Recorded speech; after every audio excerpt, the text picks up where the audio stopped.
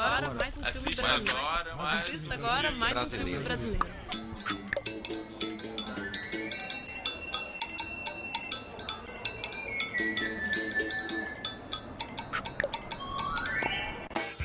From American Council, Sao Paulo, to Secretary of State, Washington, D.C. Confidential.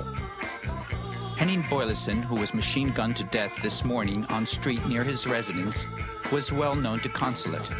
He was a naturalized Brazilian of Danish origin, a principal official of Ultra Group, president of Ultra Gas, headed by Perry Eagle. Understood he worked closely with Latter in Sao Paulo, an activity leading to 1964 revolution. He had very close relations with local military commanders and told Undersigned several times, at first over 2 years ago, that he was collaborating with the military in anti-terrorist campaign, especially in Operação Bandeirantes. Ambassador, who wrote that? I did.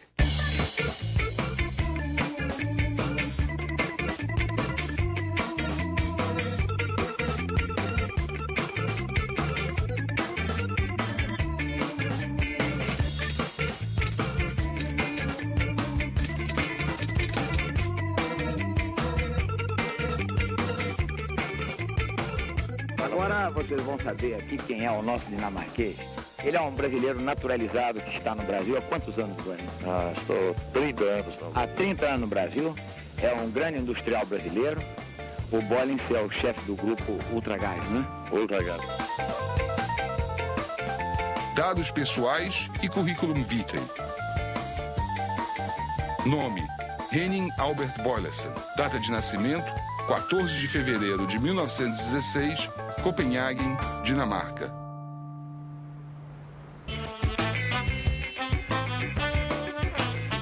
Documentos, por favor. Você, o que tem nessa bolsa aí atrás?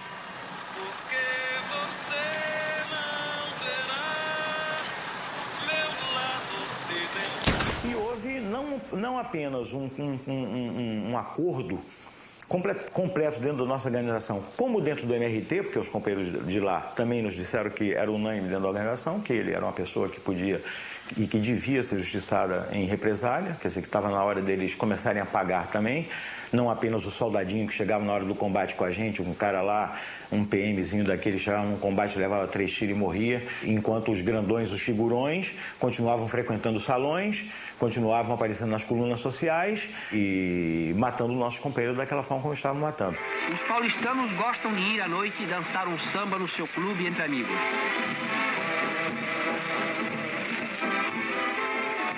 Ele gostava do Brasil miscigenado, ele gostava um pouco dessa desordem brasileira, isso era da alma dele, ele gostava disso.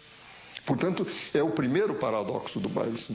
Ele não foi dinamarquês propriamente. Então, ele se adaptou muito bem ao espírito brasileiro.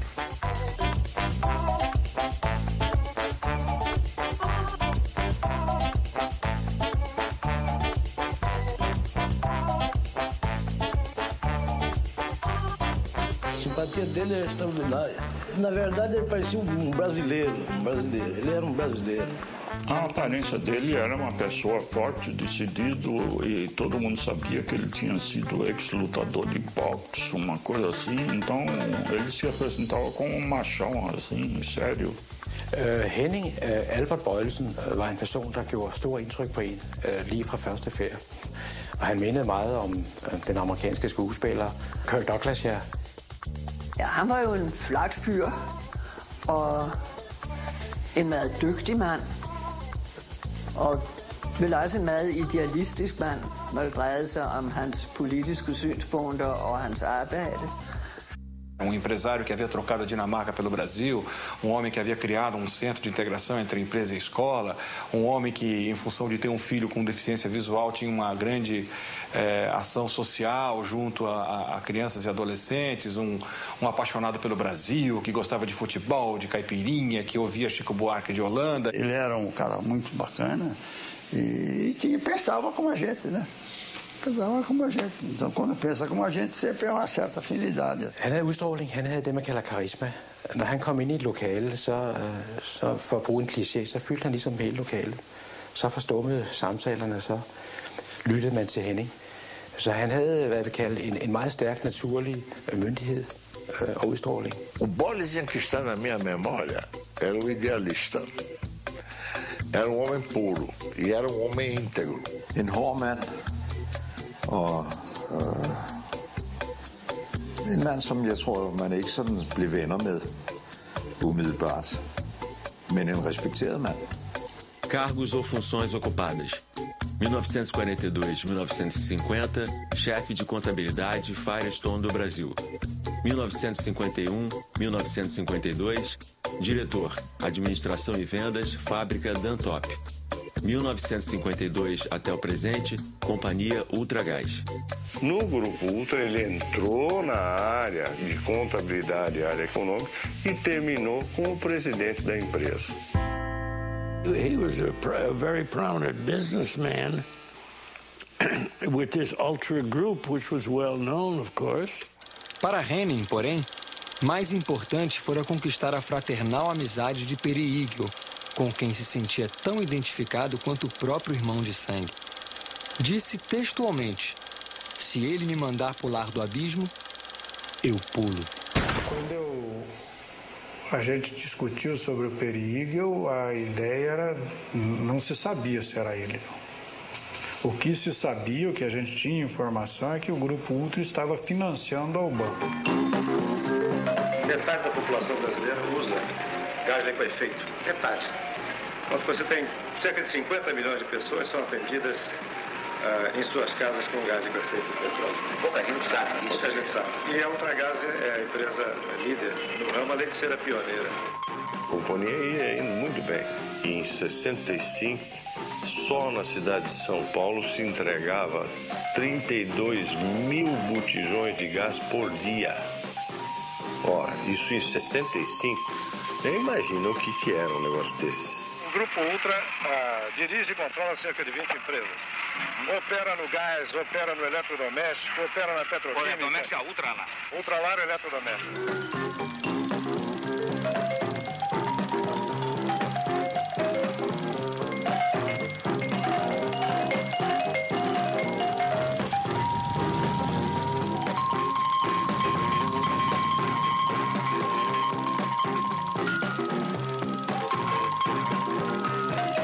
Vocês vêm aí com aquele que é o presidente da Ultragaz, o meu amigo Bollens.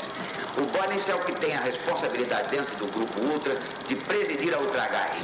A primeira de toda pista que nós tivemos sobre o Bollens não foi sobre o Bollens, foi sobre a companhia Ultragaz. Por quê? Nós começamos a perceber, nesses relatórios de companheiros que chegavam à prisão, e também nos relatórios dos companheiros que às vezes escapavam de um cerco, que naqueles cercos sistematicamente tinha caminhões da Ultragaz que estavam estacionados perto. Então nós começamos a dizer, ué, esses caminhões é capaz de estarem participando do esquema.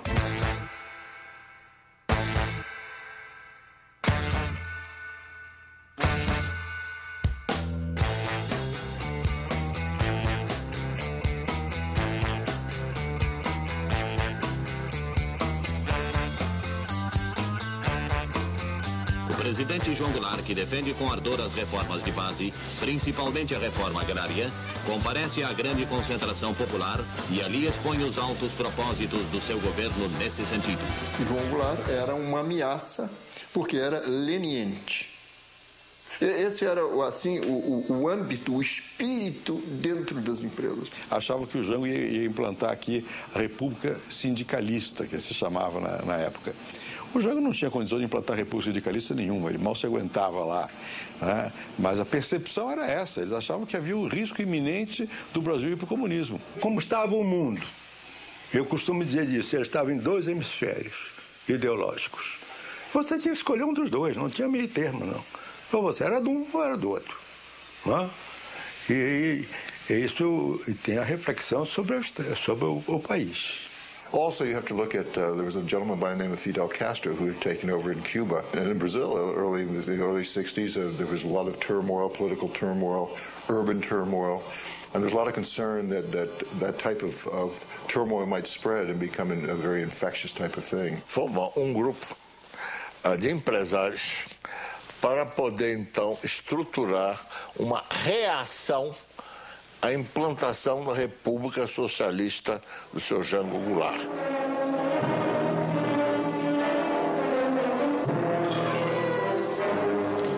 Aonde nos levarão as crises, o descalabro administrativo, a desordem? Aonde nos levará a omissão das chamadas elites? O tempo é pouco. O Brasil não pode esperar mais. Então, dentro das empresas, pensava-se assim, o empresário pensava assim, porque efetivamente ele temia a catástrofe. Ou seja, um governo comunista, ou que outro nome queira se dar. Começou-se aí o contato, por meu intermédio, do civil com o militar. Então tinha jornalistas, tinha empresário que estavam mais ou menos da causa. E vários grupos desses se reuniam às vezes para trocar ideias. Eu participei aqui em São Paulo.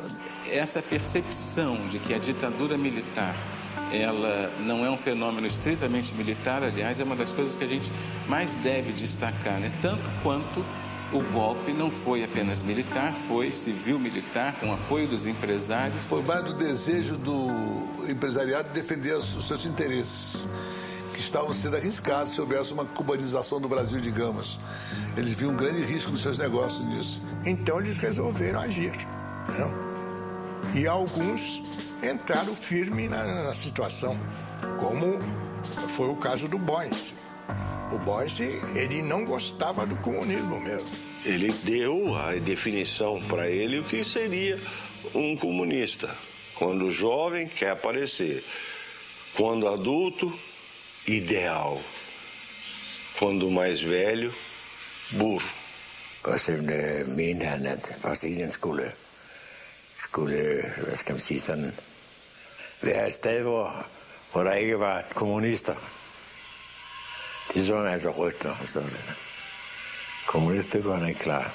Ele era uma pessoa simplesmente inserida dentro desse pensamento e que genuinamente acreditava que era uma catástrofe que se avizinhava e que, portanto, pegar em armas ou se defender ou, enfim, fosse lá como fosse, era uma coisa perfeitamente legítima. Quando houve a precipitação,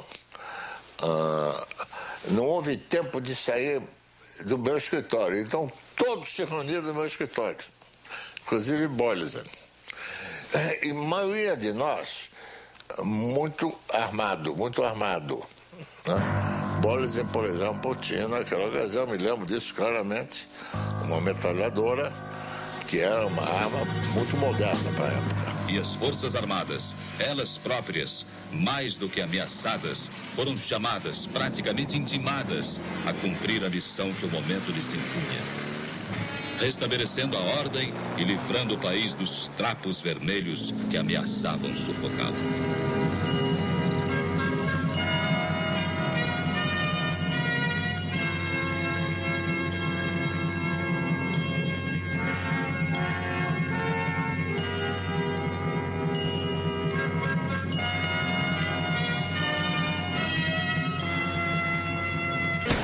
Pessoalmente, frequentava a Operação Bandeirante, ia ver os presos e assistia a sessões de tortura.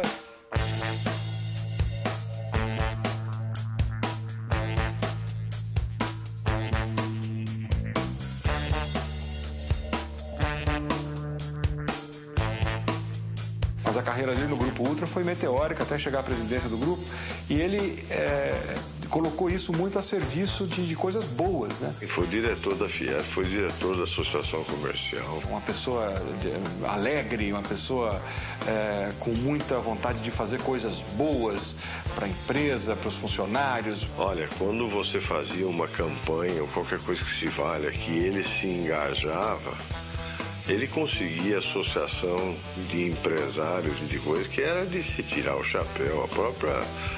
O próprio Centro de Integração Empresa-Escola. O Boris criou aquele CIEE, que até hoje ainda existe. O título de O Homem de Relações Públicas de 1964 foi conferido ontem à noite ao senhor Henning Albert Boylissen.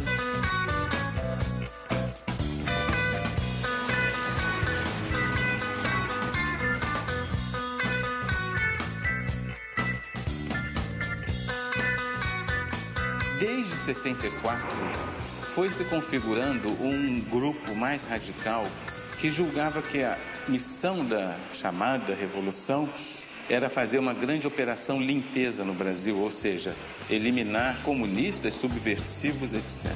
Ontem, hoje, sempre, minha pátria continente, eu te amo demais.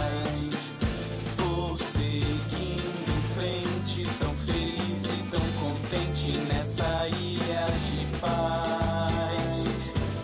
Ninguém segura essa nação. Ame ou deixe meu país alvissareiro. Eis o milagre da divina criação, majestosa inspiração, porque Deus é brasileiro. Pra frente, meu Brasil, pra frente. Eu te amo e com você sou mais feliz.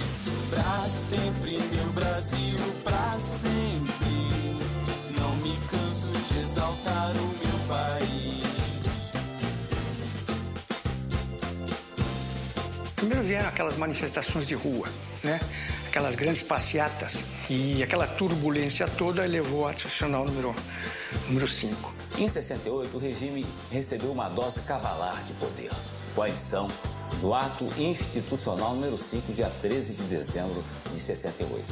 E aí, os direitos dos cidadãos foram anulados. E é assim que Sua Excelência, o senhor Presidente da República, após ter ouvido os membros do Conselho de Segurança Nacional, resolveu baixar um ato institucional que tem como finalidade fundamental preservar a Revolução de Março de 1964. O ato era um ato fascista, né, o AI-5. E foi uma imposição do Costa e Silva sobre o Castelo Branco. Foi o golpe no golpe, como eles dizem. E foi na sombra do AI-5 que se fez toda essa repressão. E provavelmente o AI-5 foi feito por causa disso, para poder dar mão livre, para poder atuar mais energicamente. Foi uma tragédia que durou muito tempo e atrapalhou o Brasil. Pra frente, meu Brasil, pra frente. Eu te amo e com você sou mais feliz. Pra sempre, meu Brasil, pra sempre. Não me canso de exaltar o meu país. Então, a partir daí, então, é que começa mesmo que esse pessoal todo que estava numa certa resistência ostensiva, né, e, de certo modo, passiva, né, porque era uma resistência de passeatas, discursos, comícios. Então, com o Ato Institucional número 5, eles praticamente vão para a clandestinidade. Vão para a clandestinidade e inauguram a luta armada. Se existisse democracia, se existissem outras formas do povo alcançar o poder, nós não escolheríamos uma forma violenta apenas porque sejamos violentos por natureza, entende? Não é essa a situação. Nós adotamos aquela forma que é a única possível dentro da situação histórica que vive o Brasil, entende? Não existe outra possibilidade do povo chegar ao poder a não ser pelas Forças Armadas. Pouco depois do AI-5, em 68, né, nós, em abril de 69, afinal fizemos uma conferência política e nos constituímos realmente como uma organização de luta armada. Nós passamos a compartilhar formalmente aquela ideia muito específica da época, né, de construir uma ofensiva revolucionária contra a ditadura. Assalto! Cala a boca! Todo mundo no banheiro!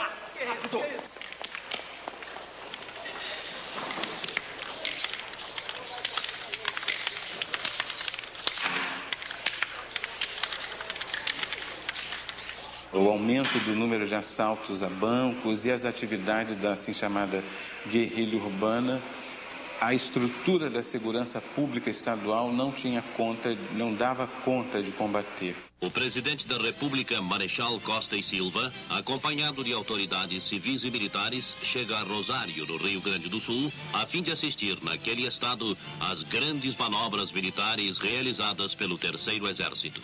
Os soldados revelaram alto nível de adestramento no emprego de armas ultramodernas e os oficiais sua capacidade técnica para enfrentar qualquer tipo de guerra moderna, inclusive guerrilhas. Porque era uma guerra que nós não estávamos muito preparados. O exército não está muito preparado para uma guerra de inimigo interno. Ela não está preparada para isso.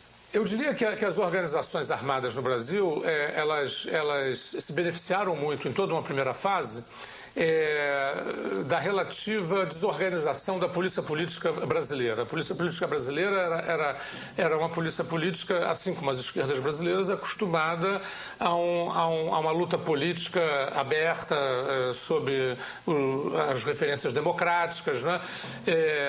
E já estava nesse diapasão já há uns 20 anos, quando houve o golpe de 64. De sorte que ela estava particularmente despreparada para identificar e desbaratar organizações de vanguarda clandestinas que atuavam numa dimensão guerrilheira, né? O Brasil pode estar certo de que as Forças Armadas estão capacitadas a assegurar sua proteção contra os inimigos e salvaguardar a democracia, a liberdade e a justiça.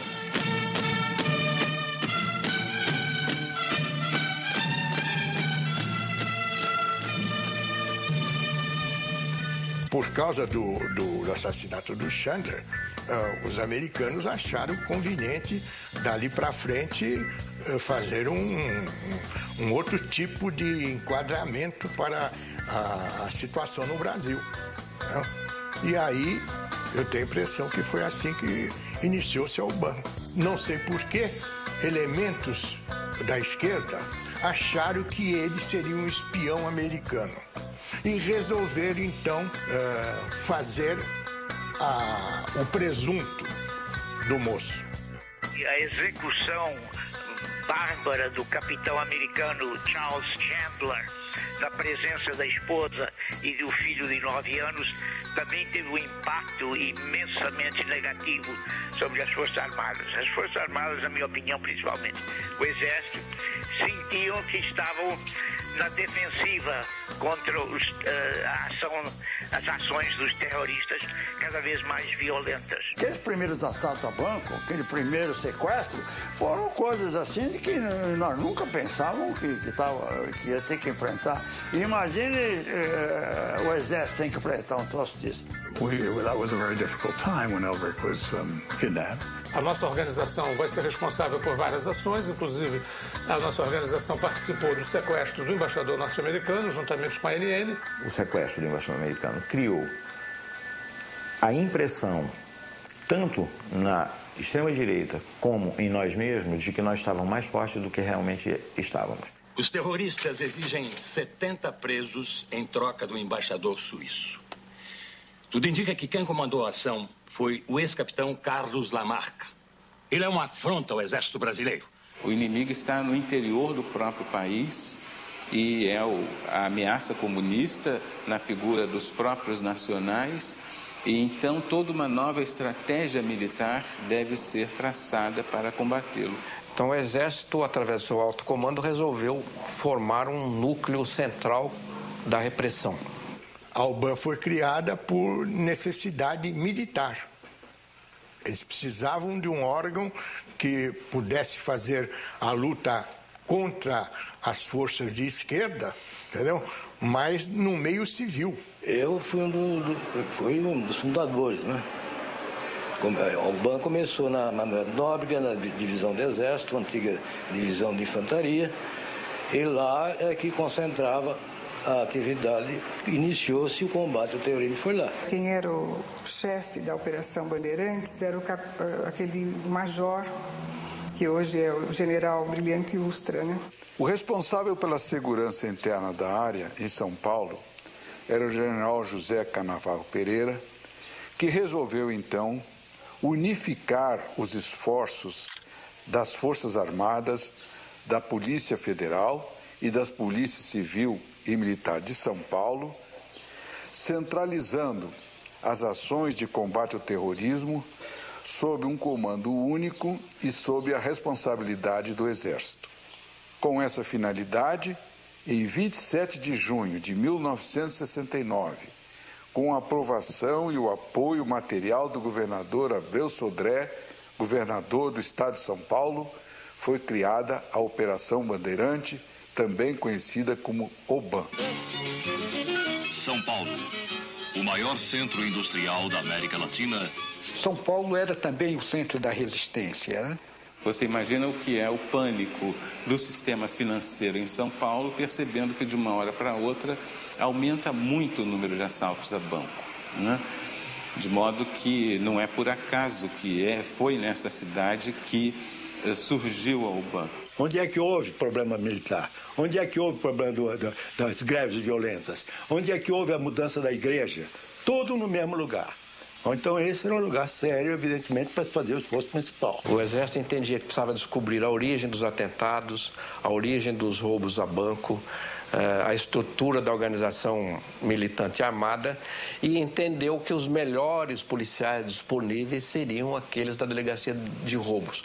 Então houve uma seleção de policiais civis e alguns policiais militares para compor a Operação Bandeirante. Havia, né, na Polícia Civil um grupo de policiais chefiados pelo delegado Fleury, que estava eliminando marginais ou não marginais. O único que entrava nesse pedaço, entrou para fazer a parte da UBAN, do DOP, de tudo, foi o colega Sérgio Paranhos Fleury. At han omgav sig med nogle af de militære og politifolk, som man absolut ved var involveret både i dødseskadroner og i tortur.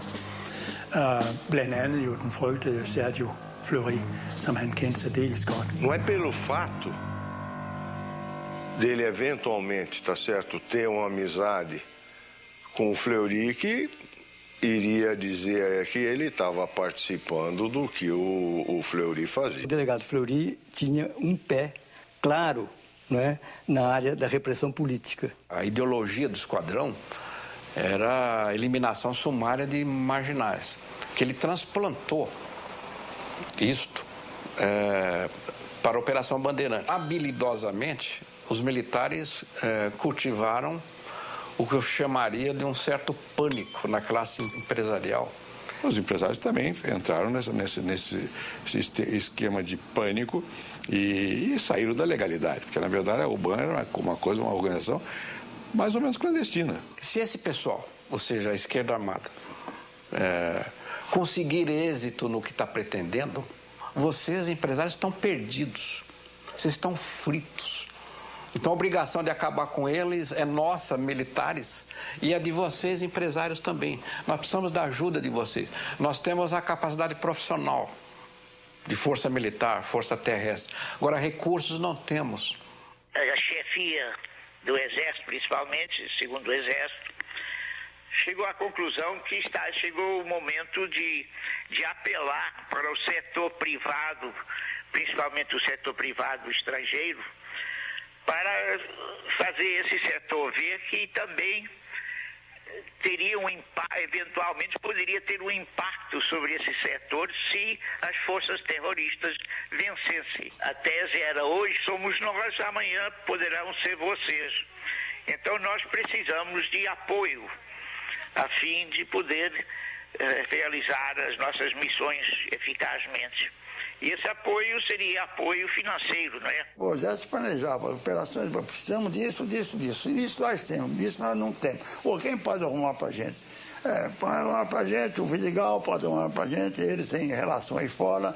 E para eles ficava mais fácil eles ligar com outros civis do que você. O Exército tem ligação com 10, 20, 30 civis. Então, 2 ou 3 civis de peso desse, de respeito, servia de ponte com os outros. Então, muita gente cooperava, não era ele. Ele servia de ponte, que ele dava o aval de que não era dinheiro para botar no bolso, pô. E parece que toda quinta-feira tinha uma reunião, um almoço, né? E ele levava sempre a reboque o ministro Delfim Neto. E o próprio ministro da Fazenda reuniu empresários em São Paulo para pedir dinheiro na luta contra a subversão. O Delfim respondia perguntas eventuais. O doutor Gastão passava o chapéu e disse: bom, agora vamos fazer as colaborações para o BAN. E passava a bandeja e nessa bandeja iam sendo depositados os cheques. Então os empresários sacaram seus cheques e o primeiro deles passou o cheque para o Boilers. Ele olhou e devolveu e disse: faça um no valor dobrado. A Operação Bandeirante tinha uma estrutura precária. Tanto é que tinha o chefe e 2 subordinados, que era eu e outro sargento, que coordenava tudo, coordenava as equipes, coordenava tudo, mandava as equipes para não sei para onde, mandava não sei para onde. Então, não tinha. Depois que o destacamento, aquilo foi compartimentado, tinha um setor de informações, tinha um setor de análise, tinha um setor. Aí a coisa começou a funcionar, percebeu?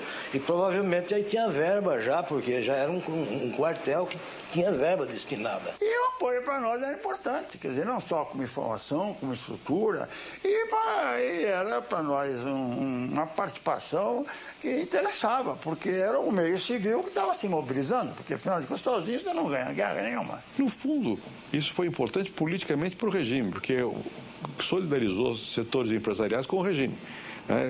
Vocês também estão com a mão aqui. Esse que foi o símbolo. Não é por causa do dinheiro em si. Dinheiro o governo tinha. O que foi o apoio político, que ficava, digamos, selado através do dinheiro. Secret.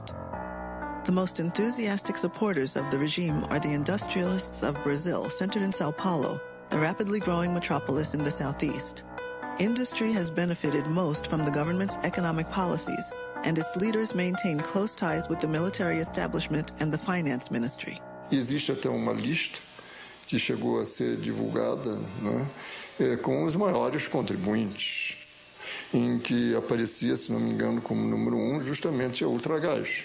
Diversas multinacionais como o Grupo Ultra, a Ford e a General Motors, entre outros, financiaram a Operação Bandeirante, projeto piloto da repressão que resultou na criação dos DOI-CODE. It makes sense that big American firms, as well as Brazilian firms, would want to try and contribute as much to establish a peace and to keep any type of revolution from occurring. Since he was so prominent in all these other aspects, getting money, for example, for Bandeirantes, that would excite the interest of our station chief, I'm sure. So he would probably approach Boylston, try to get some information out of him. He could do that without being an agent, of course. O americano nunca financiou coisa nenhuma. Ele via com bons olhos o movimento, porque qualquer regime diferente, tipo Cuba, aqui para o americano não era. De modo que ele, como conselheiro, eles sempre tiveram, eu tive muito contato com a CIA. Eu pessoalmente tive contato com a CIA. Eu era elemento grato da CIA. National Security Agency.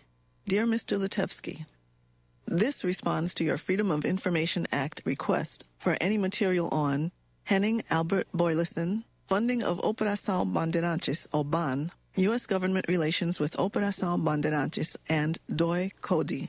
These documents remain classified top secret and secret. The documents are classified because their disclosure could reasonably be expected to cause exceptionally grave damage to the national security. E quem quis colaborar, colaborou. O Boyle, por exemplo, sempre foi um dos primeiros que se prestou.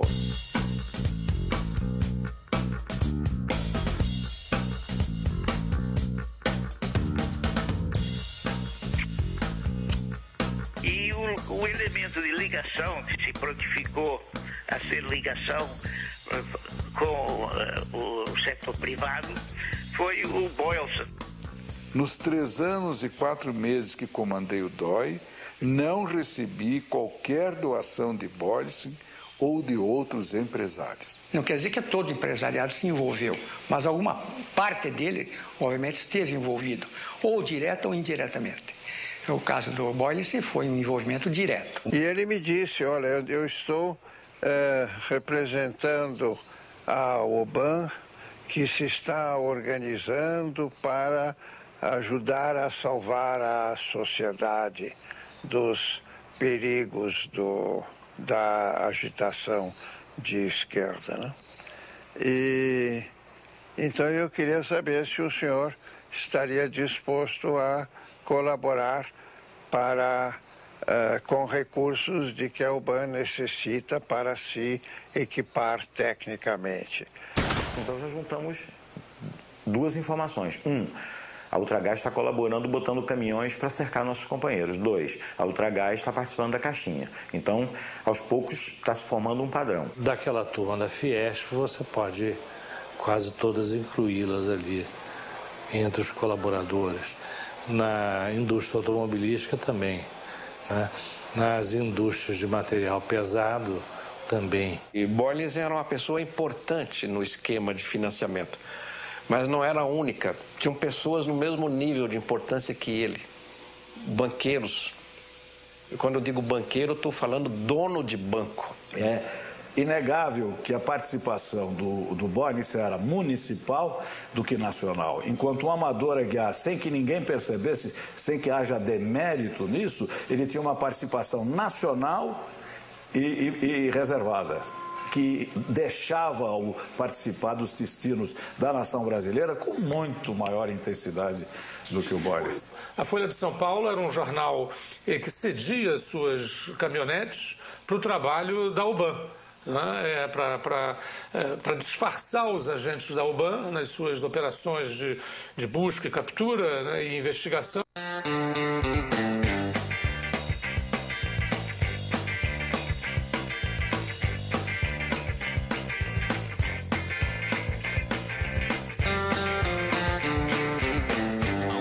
Presidente Médici acendeu novas e ardentes esperanças no espírito do povo brasileiro, sobretudo quando afirmou: homem da lei, sinto que a plenitude do regime democrático é uma aspiração nacional. É preciso ver que, nesse momento, as Forças Armadas brasileiras admitiram participar de uma atividade policial repressiva ilegal e que, em última instância, implicaria na tortura e mesmo no extermínio, no assassinato político. Por exemplo, se eles pegavam um elemento aqui intramuros, né?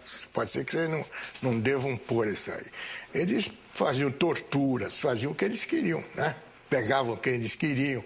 Final de 69 ou início de 70, quando a gente, nessa coordenação, nessa direção nacional da ELN, recebe uma informação dos presos da UBAN de que tinha um estrangeiro, dava-se uma descrição de uma pessoa, e que estava participando das torturas e que provavelmente seria do Grupo Ultra.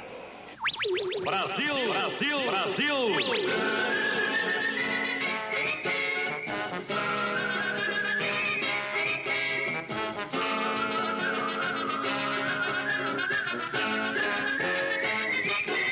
Eu não conheci pessoalmente o Browning, como é Boylan? Boylston. Mas tinha ouvido falar. Doutor Geraldo Brown, esse filho da puta tá metido nesse negócio, hein? O filme fazia um contraponto entre a euforia do Brasil na Copa do Mundo e o que se passava nos nos bastidores e nos porões, digamos, da época do governo militar. E todo mundo também sabia da Operação Bandeirantes, aquela coisa toda. Então, eu criei um personagem que tinha, que tem um nome parecido. Dr. Geraldo Braulen, seu tempo já acabou. Começa a fugir.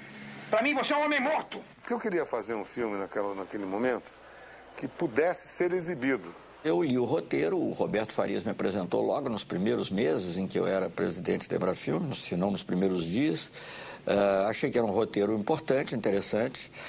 Eu sabia que podia dali resultar algum problema. O filme foi exibido no dia 26 de março e no dia 27 ele foi interditado pela censura.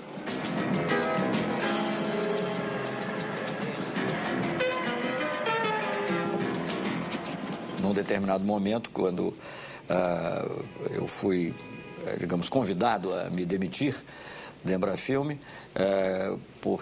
por uma pessoa do establishment político-militar na época que disse, não, mas é claro que o filme não é um filme de ficção, o filme se referia à Operação Bandeirantes. Eu falei, bom, é óbvio que era evidente. Então, um cara que não tem nada a ver com polícia, nessa faixa, e começar a frequentar, todo mundo fica alertado.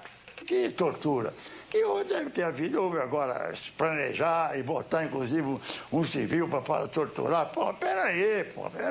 O fato do Boylston ter participado de tortura, eu acho isso uma bobagem das maiores. Ele visitava o DOI-CODE, às vezes fazia refeições no DOI-CODE. Assumiu o comando do DOI no dia da sua criação, em 29 de setembro de 1970. Boylissen foi assassinado em 15 de abril de 1971. Nesse período, ele esteve uma única vez no DOI, em dezembro de 1970, quando foi me cumprimentar pelo Natal. E ele frequentava constantemente a Operação Bandeirantes, a sede da Operação Bandeirantes. E gostava muito do pessoal, trabalhava. A gente sentia nele até um guerreiro também, como éramos nós. A gente sentia nele também um guerreiro. Cumprimentava todo mundo, soldado, cabo, com ele não tinha problema porque eu sou presidente do Grupo Ultra e tal.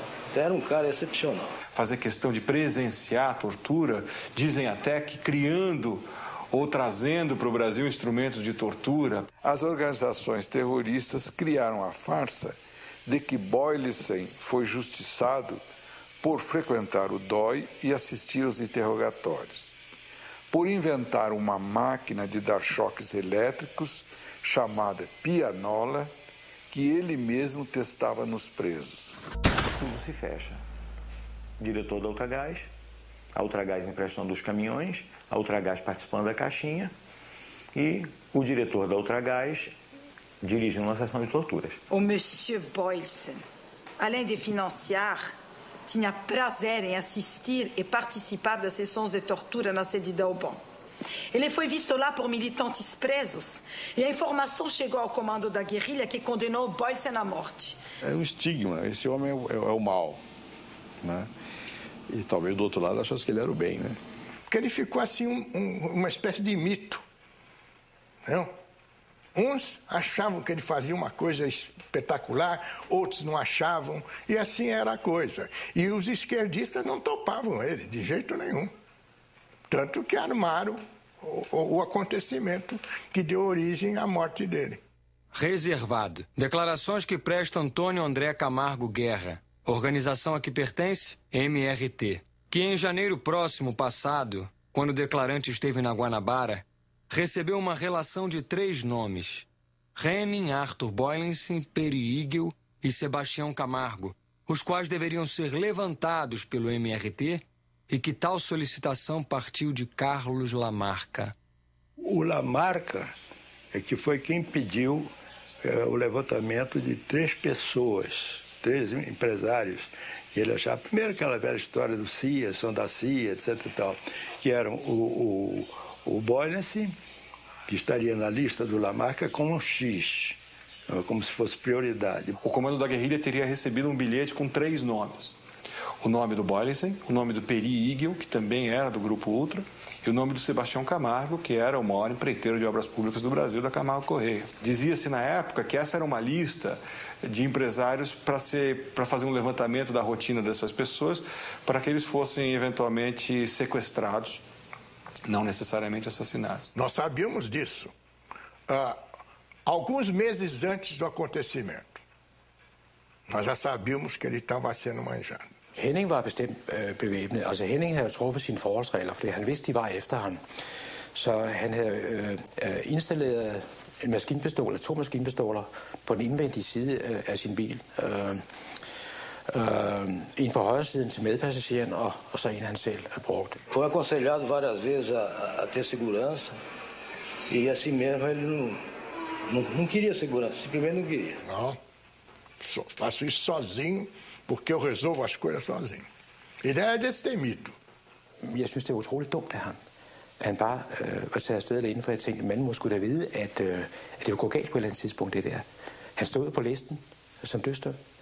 Så der får alle mulige tanker. Jeg begynder at analysere situationen og tænke, jamen, er det en eller anden form for dødsdrift, eller et eller andet, men nu skal vi altså have gjort en ende på det her, for de får ramt på mig på et eller andet tidspunkt.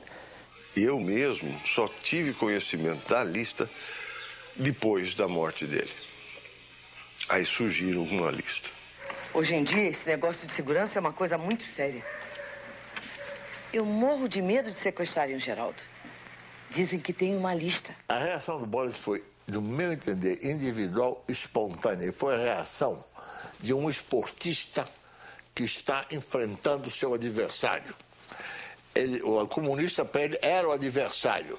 Então eu vou enfrentar para matá-lo ou para morrer. Ele matou e morreu.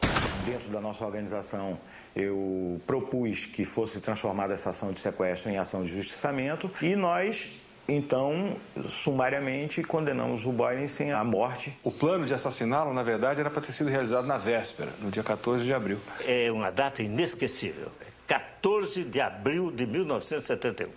Bom, ele morreu a 15 de abril, na manhã de 15 de abril. 14 de abril. Eu saí de lá às 20 e pouco da noite da palestra para a casa dele. Essa que está no retrato talvez seja a sua última fotografia. Essa que está ao meu lado aí deve ser a sua última fotografia. E na hora da despedida eu fui até a porta. Quer dizer, veja o risco que nós corremos, viu? Fomos até a porta. Um dia antes do acontecimento, nós alertamos novamente que estava para acontecer. E aí aconteceu. Foi encurralado numa esquina em seu próprio carro e assassinado à luz do dia.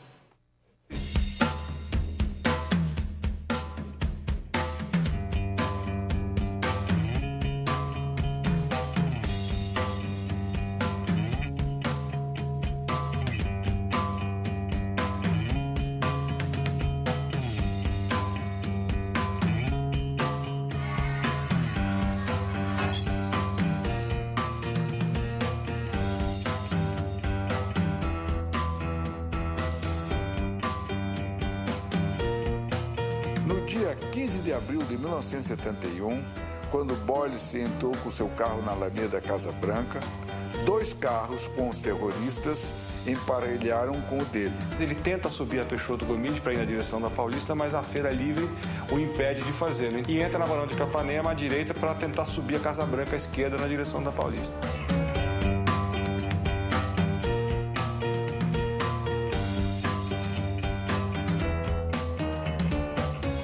Quando ele chega na esquina da Alameda Casa Branca, ele para. Ainda dentro do carro, é disparado um tiro de fuzil nele para evitar que ele tentasse alguma saída com o carro. A ideia foi tirá-lo do carro.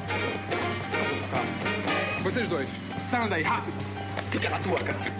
Esse filho da puta é um dos responsáveis pela tortura no Brasil. Após ter sido atingido por um tiro de fuzil, Boylissen ainda tentou fugir a pé. O Boylissen saiu do carro, tentou fugir para onde tinha em direção a uma feira, mas havia companheiros já esperando por ele ali. Ele voltou e o Yuri atirou. Os 2 companheiros encarregados descem desse carro da ação e, durante a corrida dele, ele foi sendo acertado nas costas, foi trucidado com rajadas de metralhadora que o atingiram nas costas e no rosto.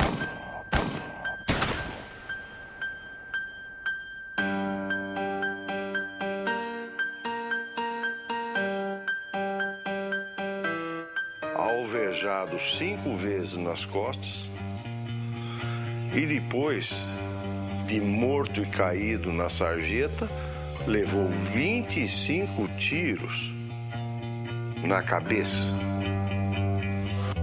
Nesse instante, do outro carro que o seguia, desceu um indivíduo armado de metralhadora. Já caído, sem nenhuma possibilidade de reação, o industrial foi fuzilado friamente. Ele caiu com a cara na sarjeta, né, ali entre o meio-fio e a rua. O companheiro Alfa, que era o dirigente da ação, que era encarregado da certeza, quer dizer, quando você faz um tipo de ação como essa, você encarrega alguém que chega e dispara o chamado tiro de misericórdia, ou seja, aquilo que tem certeza que o cara está morto mesmo, para não deixar uma ação pelo meio do caminho.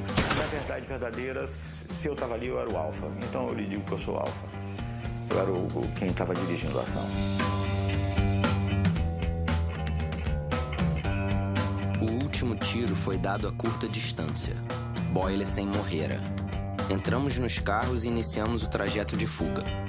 Durante a fuga, trocávamos olhares de contentamento e satisfação. Quando eu dobro à direita na Rua Barão de Capanema, eu me deparo com esse Galaxy branco, com as portas abertas, a porta do motorista aberta, o pisca-pisca ligado, e o carro está perfurado de balas. Aí eu olho em volta e vejo que não é só o carro que está perfurado de balas. Eu vejo bala nas paredes, eu vejo balas numa banca de jornal que tinha do outro lado da Alameda Casa Branca. Aí eu olho à direita, no meio-fio, aquela água suja correndo pelo meio-fio, um corpo caído. Eu consegui passar com o carro entre o Galaxy e o corpo que estava no chão. E ao entrar no prédio, já as sirenes e a gritaria toda dos carros que chegavam, aquelas veraneios, aqueles carros que eram, nessa época, bastante associados com a OBAN, com a repressão.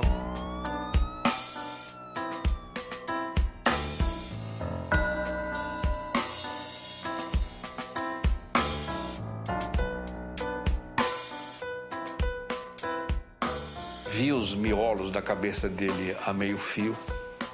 Não sabia o que era aquilo. De qualquer maneira, a minha experiência na área criminal me mostrou claramente que aquela execução foi feita com muito ódio. Confidential from British Consulate General São Paulo to British Embassy, Rio de Janeiro. The terrorist group responsible for this murder left leaflets accusing him of working for the CIA, which seems highly unlikely. A rua estava infestada de folhetos que tinham sido jogados sobre o corpo e pela rua. Sobre o corpo de Boylessen, mutilado com 19 tiros, jogaram panfletos dirigidos ao povo brasileiro, onde faziam a seguinte ameaça: como ele, existem muitos outros, e sabemos quem são. Todos terão o mesmo fim. Não importa quanto tempo demore. O que importa é que sentirão o peso da justiça revolucionária, olho por olho, dente por dente.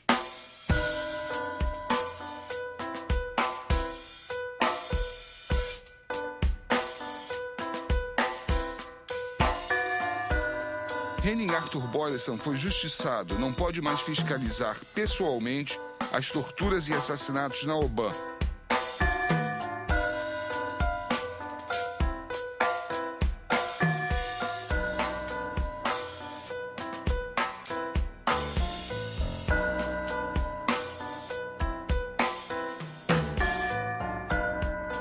This audacious and wanton killing of Boylessen has shocked and alarmed São Paulo more than kidnappings or other previous acts of terrorism.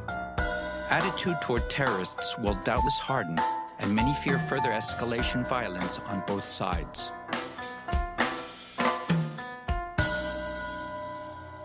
Quando ele foi morto, lá de uma maneira cruel, nós não aprovamos a morte, de jeito nenhum.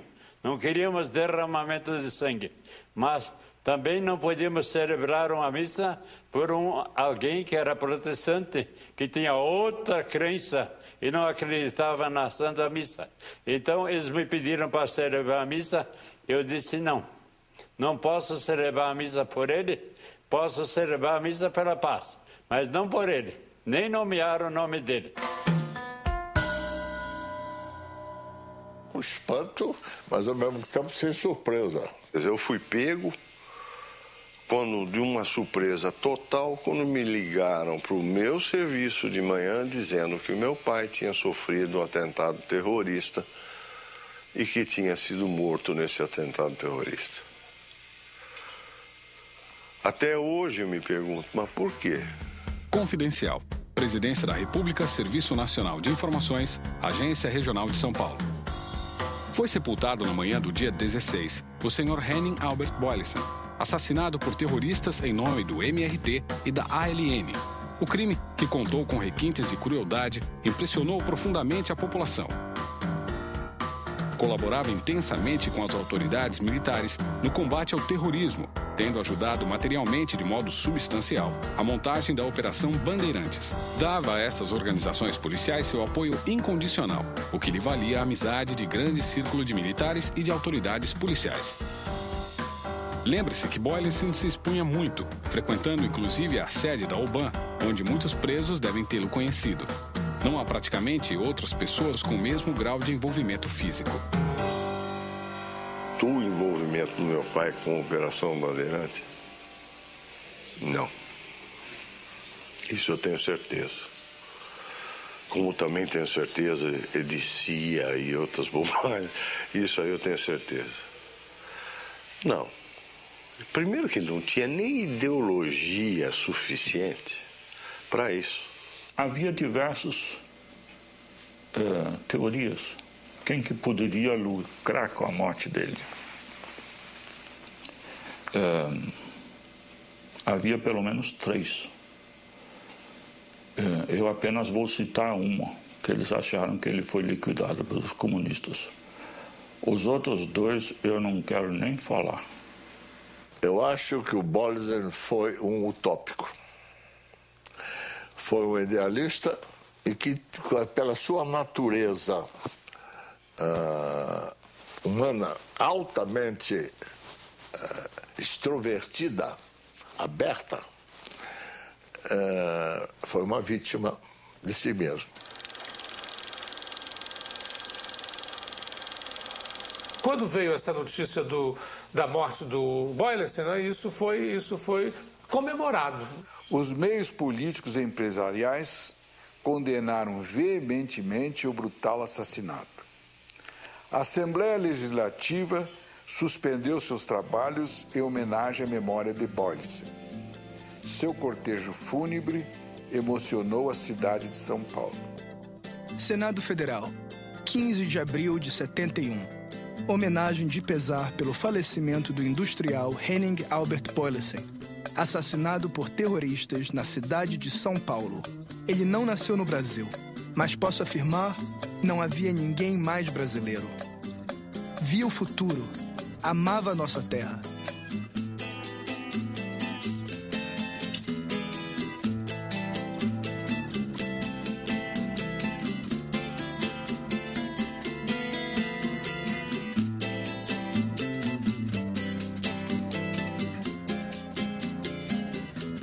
As pessoas ficaram felizes, sim, com a morte dele.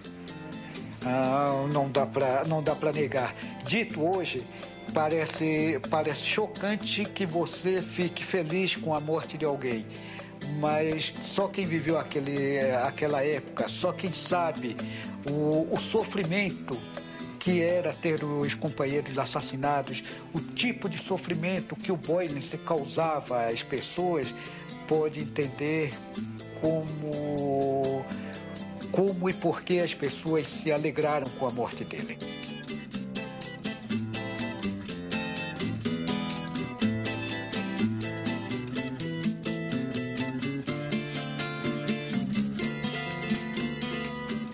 Naquela época era assim, tá do meu lado ou tá contra mim? Tava contra. Então ninguém de boa formação não vai ficar feliz que o outro foi assassinado. Mas, enfim, é um a menos, né? Do outro lado. Tem uma turma que só fala no bode, porque ele foi assassinado. Escolheram ele para dar um exemplo para os outros. Mas eu citaria uns 10 outros aqui, mas não vou citar porque... Eu não achei que se pudesse caracterizar essa eliminação do Boyce como um ato de terrorismo. Eu acho que foi mais uma atitude de dar um alerta ao empresariado de que eles não estavam, ainda que protegidos pelos órgãos de segurança, não estavam imunes a uma solução radical. Para mim é um crime que até hoje está lá impune.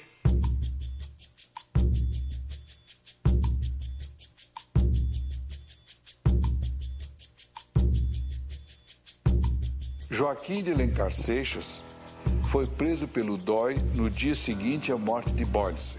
Morreu quando tentava fugir num ponto de polícia. Dimas Antônio Cassimiro foi morto 2 dias depois da morte de Boyce, em tiroteio com agentes do DOI que foram prendê-lo em seu aparelho. Antônio Sérgio de Matos morreu em tiroteio com agentes do DOI em 23 de setembro de 1971. Yuri Xavier Pereira morreu em combate com agentes do DOI em 14 de junho de 1972. Carlos Eugênio Sarmento Coelho da Paz é professor de música no Rio de Janeiro. Eu até hoje sofro e sofrerei sempre as mortes que vivi, as mortes que eu morri, a morte que eu não morri e as mortes que eu cometi. Gregório Mendonça, segundo informes, faleceu no Rio Grande do Sul recentemente. E Laerte Dornelles Méliga, até pouco tempo, era o subsecretário de Planejamento, Orçamento e Administração do Ministério das Cidades, na gestão do ministro Olívio Dutra. Gilberto Faria Lima e José Dan de Carvalho devem estar vivos, pois não constam da lista de mortos e nem da de desaparecidos. Vocês tiveram assim a imagem de um homem que, nascido na Dinamarca, foi para o Brasil, lá fixou-se, começou de baixo e hoje, dentro do Brasil, é um grande industrial. Os terroristas mortos têm seus nomes colocados em logradouros públicos. A família de Henning Albert Boyce, até hoje, nada recebeu do governo. Outra, a rua, que não é muito rua, mas tá o nome dele. Boa tarde. Boa tarde. Por acaso sabe quem foi Henning Boylecen? Henning Boylecen foi um administrador de empresas, presidente, se não me engano, do grupo Ultragás, que foi trocado por terroristas que estavam presos na época dos militares no poder. E, se eu não me falha a memória, ele inclusive foi até assassinado.